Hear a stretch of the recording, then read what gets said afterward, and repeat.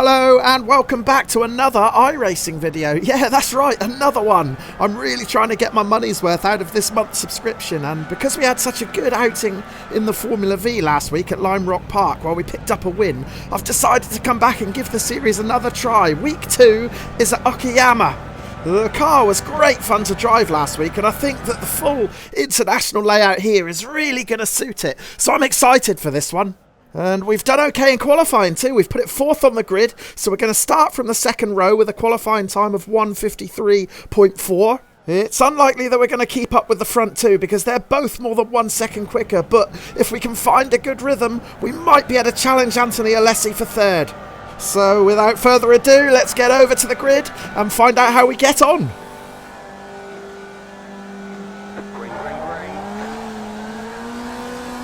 So we made some cracking starts in this car at Lime Rock Park last week, but we weren't able to replicate it here. I spun up the rears just a little bit too much and also over-revved in first. I didn't change up to second quickly enough. That's allowed Scott Hutchins to get around me. He was just behind me in 5th on the grid.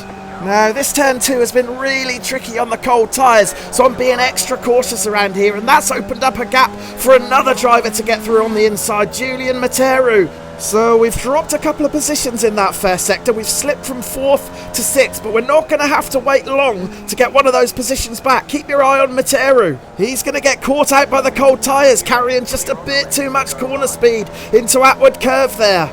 So we're back up to 5th position, and more importantly than that, we've got through the first half a lap without getting involved in any incidents or picking up any damage. Right behind me, I've got Max Beer trying to get a little bit of a tow, and he's going to have a sneaky little look into the hairpin up the inside, but he is going to think better of it, so we're going to hold on to the position here. Meanwhile, you can see the insults already flying in the text chat at the top of the screen, so something must have gone down behind us. We'll go back and have a look at the replay of the start in a minute, but for now, we're holding our own in 5th position. But here's where the complexion of the race completely changes, because the second place driver, Robert Doland, has a huge crash coming out of Piper. And that puts us right on the back of Hutchins, who runs wide into Redman. I go for the inside line. Hutchins tries to cut it off, and there's contact, and unfortunately, Hutchins has spun out. I mean, he certainly left the door open when he missed the apex into that left-hander. I thought the space was there to make a move, but obviously it wasn't.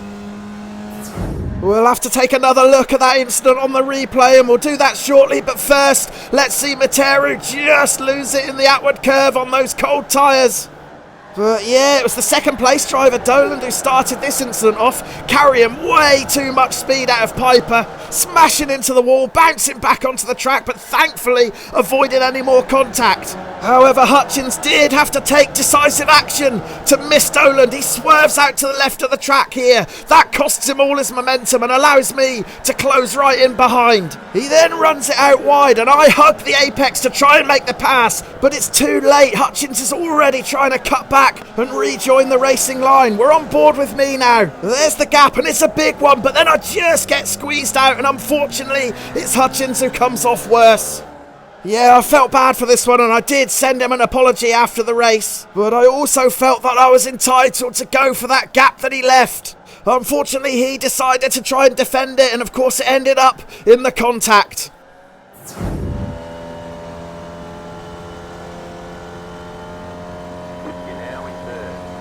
So we've had the confirmation from crew chief there that we're in fact up to 3rd position as we start lap 2.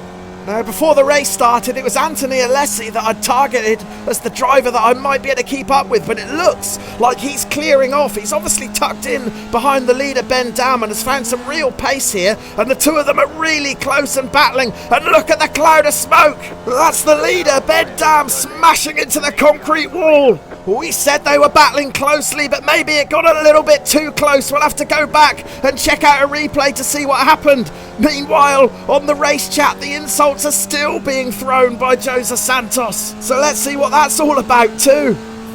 We'll start with the battle for the lead, and that's Dam holding off Alessi, and we can see just how close Alessi is. He's all over the rear of Dam. In fact, yeah, he gets too close. He clipped the rear of Dam's car and sent him into the wall.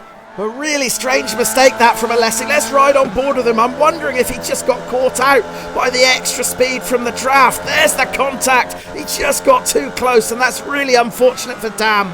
But there was no abuse in the chat from Dam. Instead, that all came from Jose Santos. He's at the very back of your picture here, and the way he was kicking off in the chat, you'd think he was murdered, but in actual fact, yeah, it's a really unfortunate mistake from Vreeburg in front.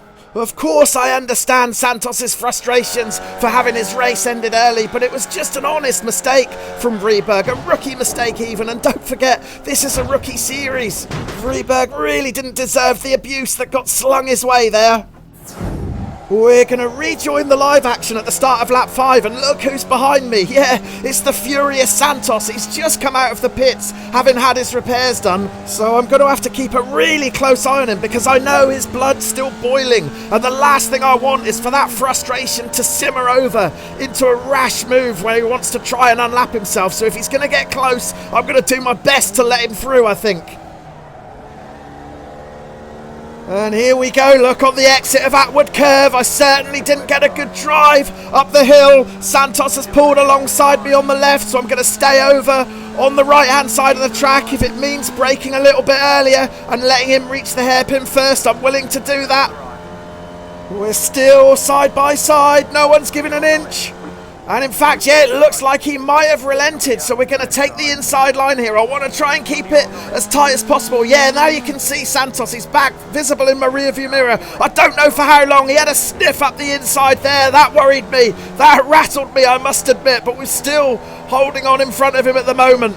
My biggest worry now is the third place driver, Leandro Alvarez. You can see he's just behind Santos, so if I did let Santos through, chances are Alvarez would pounce and come through too, and that's the last thing I want. In fact, Alvarez has got himself past Santos now, so Alvarez, the third place driver, is right on my tail. Now, judging by the rate at which he's closed that gap over the past couple of laps, I can only assume that Alvarez is lapping much quicker than me, so I think he's got extra pace. We're going to have to work really hard to try and defend this second position.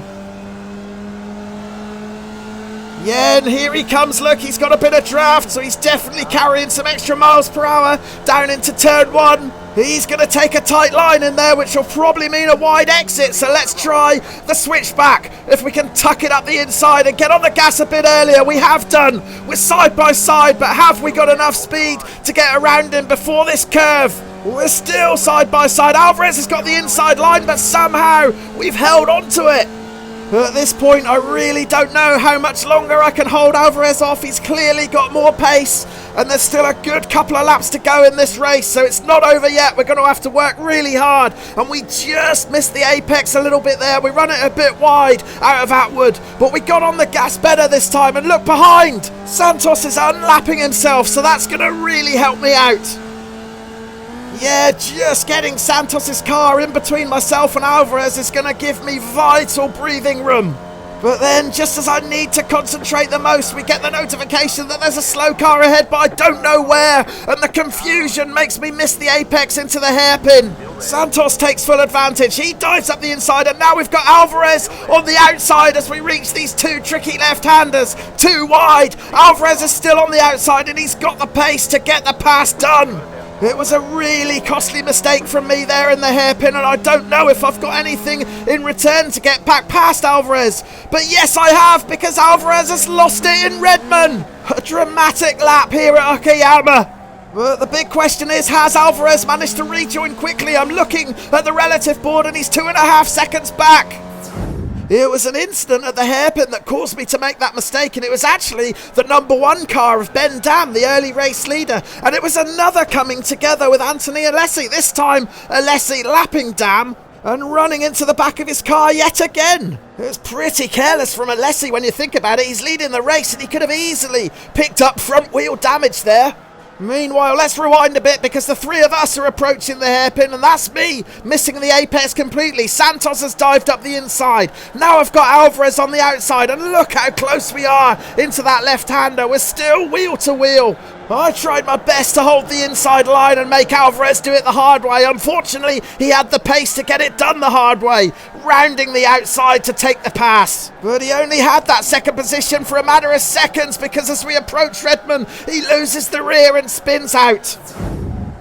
We rejoin the live action on the 7th and final lap, and as you can see, I've just stayed a safe distance behind Santos. I certainly didn't want to push my luck and get too close to him. In the rearview mirror you can see Alvarez. That 2.5 second gap has been closed down to less than a second, but he's far enough behind that I can round this final turn in complete confidence that we're going to cross the line and take a well-deserved 2nd place. Yeah, really happy with this result. At the start of the race, I thought I was only good enough for 4th. I suspected that I might be able to push Alessi for 3rd, but in actual fact, it was Alessi that went on to win the race. Of course, both of us got really lucky because we lost the 2 fastest drivers on this grid in the early going. The pole position man, Ben Dam, and then Robert Dolan too. They both crashed out in the first couple of laps. Dolan had no one to blame but himself. He just miscalculated his exit speed at Piper and crashed out. But you've got to feel sorry for Ben Dam, who had excellent pace but was punted out by Alessi.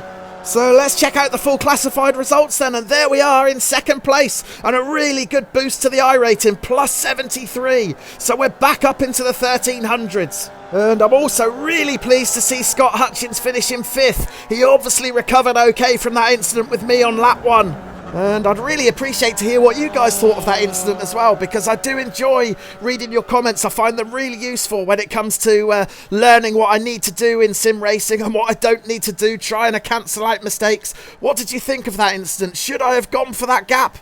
My decision in the heat of the moment was based on the fact that he'd run wide and left that inside line open, so I thought if I could stay tight on the inside, hug the apex, that would make that line my own. Unfortunately, Hutchins had other ideas and tried to take a late apex to cut the corner off. That, of course, is where the contact happened. I'm hoping it was just a racing incident, but as I said earlier, I did send an apology to Hutchins after the race for any part that I played in it. So yeah, please do let me know what you think, and if you've enjoyed watching the video, leave a like as well. I really appreciate any support that you can give the channel. But for now, it's farewell from the Formula Vee for this week. We'll be back to give it another try next week. Cheers.